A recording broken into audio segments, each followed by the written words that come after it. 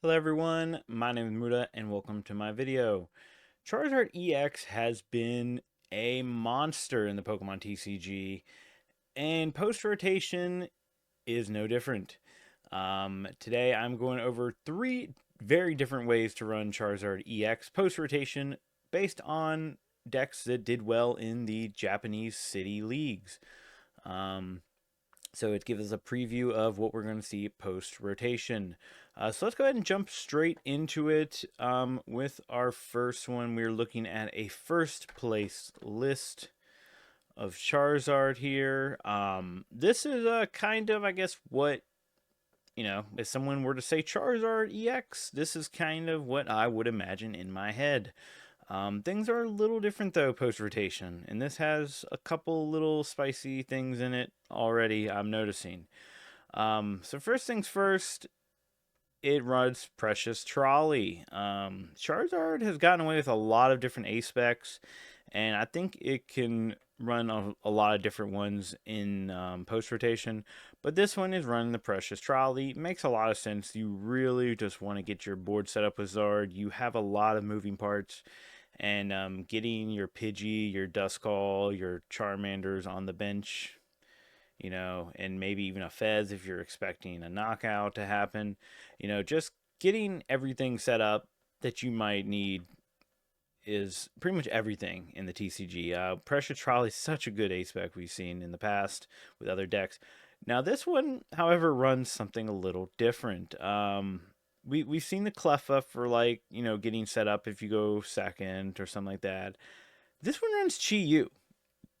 Um, I wasn't even sure about it myself at first, but its first attack attach up to 2 basic fire energy from your discard pile to one of your Pokemon. Probably never really going to use that attack, but its second attack, Mega Fire of Envy, does 50 damage. And if any of your Pokemon were knocked out um, by damage from an attack during your opponent's last turn, the attack does 90 more damage. So okay, you're doing 140 off a two prizer, but it off of one prizer, but it is something that can get charged up by Charizard. You could charge it up in one go with Charizard and then attach the fire energy, the extra one, to a Zard or something else. And this is actually not bad against maybe like a Teal Mask Ogerpon. We see Terrabox is a very popular deck. This is a decent answer to any grass threat in the game, actually. So, Teal Mask Ogerpon could, not a bad target for this. That's what I'm assuming it's for. I don't can't interview the player in question, so we don't know for sure. But otherwise, it just runs the Briar, 3 rare candy. This one does run the Pidgeotto, so the Badoo item lock is definitely a thing. Definitely. It does run the TM Evos though, so I think that's another reason why it runs the stage ones. It runs 2 Charmeleons actually, but item lock is definitely a thing, and yeah, running the stage ones is kind of how you have to play Charizard now. But overall, pretty solid list. One Jock just to get the evolutions is really good. Also, another way to get around item lock. So yeah, overall, pretty solid Charizard list. I think this is a good kind of concrete baseline of Zard, because the 2 lists we're going to see after this are not quite going to look like this. So this one is actually a 9th place list, the next one.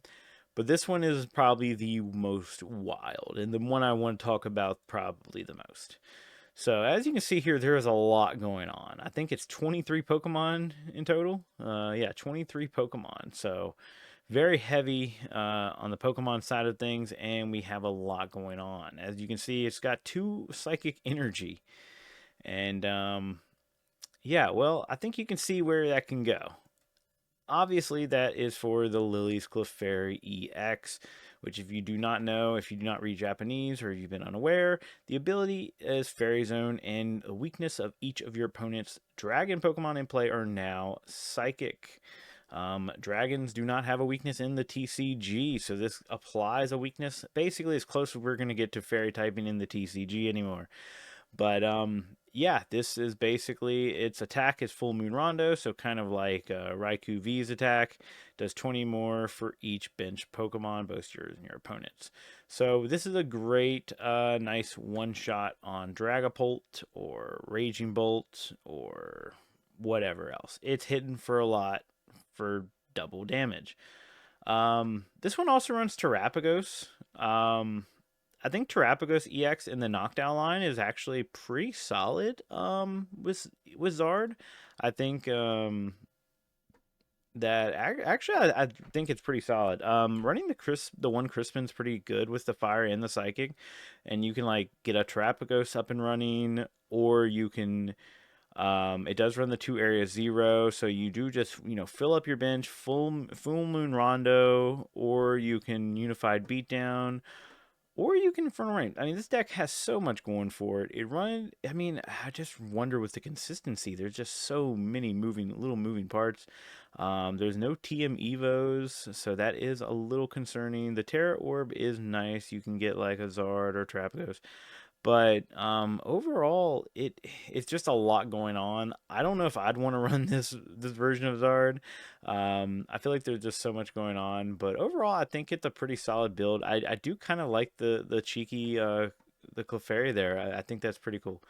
All right, let's go ahead and move on to our last, but certainly not least, build. And this one probably is the way I would almost want to run Zard. I feel like. This one is Dragapult Charizard. So this one is kind of going a little old school, back to the Charizard Dragapult. I was actually playing it a little bit before Dusknoir was in format, but this one actually runs double Badoo, so it definitely goes for more of a disruption item lock start. I guess you can use Dragapult to get set up. Though you want to get Zard set up to accelerate the Dragapult, but sometimes the Dragapult just gets set up more in Zard. But either way, I think you can start with Dragapult and then go into Zard late game. There's a lot of options here, and I think that you just have like kind of two of the best decks in the format kind of mushed into one. And I think that can kind of overwhelm your opponent. We have seen Dragapult paired with a lot of other decks. I did a video on Goldingo and Dragapult. There was a deck that was paired with Goldingo, Dragapult, Goldingo in post rotation. So I definitely think Dragapult can kind of get paired with just about any other archetype and get away with it for the most part. And I think Charizard is no different. This one also runs the Pokemon League headquarters. I think just a little bit more of a disruption on basic decks, probably the Terra Box type of decks. Definitely slows that down. Otherwise, it's a pretty straightforward Charizard deck. 2 Jock, just other ways to get your Dracloaks or Charmeleons. So I think the Jock's pretty good. The 4 Buddy, the 3 Rare Candy. The Defiance Band is also good. Charizard, is one of the decks that can just come from behind and do some crazy stuff. And with Dragapult, you can do some, and with Dragapult plus the Dusknoir combo and Zard, you can do some crazy stuff with just ramping up your damage. We all know how powerful Charizard is, and I don't think Charizard's going anywhere post rotation. I think it's here to stay, and yeah, if you don't respect the Zard, you will get trampled by the Zard. But yeah, so hopefully you enjoyed 3 really different ways to run Zard post rotation. I'm looking forward to trying out Zard myself a good bit. But if you enjoyed the video, please leave a like, comment, and subscribe. It really helps the YouTube algorithm. And definitely check out my Twitter and Discord and Twitch in the link below as well. With that, guys, definitely have a good one. See y'all. Stay safe. Love y'all.